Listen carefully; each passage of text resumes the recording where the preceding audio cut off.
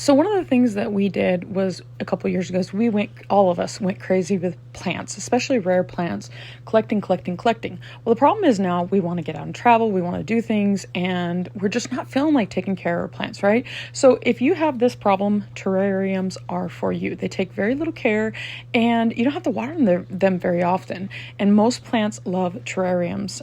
I have a forward opening, I should say, terrarium, which are the best. I love them, but they don't you can't put as much medium in it. And so here I'm planting the queen. She was in stratum. She was very happy for a while, but now I'm going to go ahead and put her in here because I know she'll like it, hopefully. The one problem I would say about terrariums is sometimes if you put fast growing things like Tradescantia into terrariums, they will overtake the entire terrarium and crowd out the light from the slower growing plants, and they'll end up dying. Sometimes what I'll find in my terrarium, I'll find things that are really doing pretty poorly, and then I have to take them out and rehab them. Here I have a black mamba begonia. You will see here I'm taking out the sphagnum moss.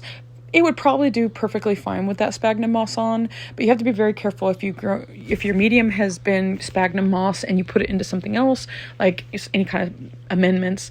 Other than the sphagnum moss, sometimes it can suffocate the roots and cause root rot. But begonias and calatheas as well are pretty resistant to that. You can get a lot of moisture and they actually love it. Begonias in particular absolutely love terrariums. I like mixing all kinds of plants in terrariums. Maybe one day though I'll probably end up doing like a themed terrarium, like begonias in one, calatheas in one, just so they kind of have the same. But you notice I'm planting over in this area here that's different from where the queen is. This is because I will sometimes put different types of amendments on different sides of the terrarium to suit the needs of that plant.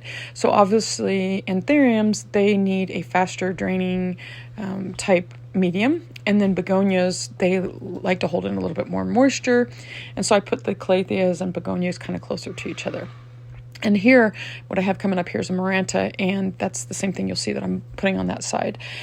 The other thing that you have to be very careful about is you really do have to prune quite often, have to cut quite often, and then sometimes if you get a pest in there, which can happen, you will have to go through and obviously treat the pest. I find it easier, honestly, though, versus even doing it with one. You don't have to take them out. You don't have to anything like that. You just get some granules and then spray it down. It's just a lot easier, honestly, and just having to water every now and then. I find I don't even have to water very often. Sometimes I can go a month and a half without even watering any of my plants, including plants like begonias and the calatheas.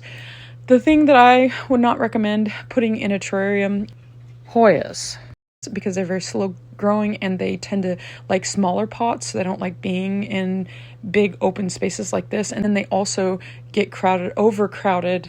This basically, they will not get the light because they don't grow fast. And other things like Tradescantia or alocasias or begonias will grow really fast and cover them up.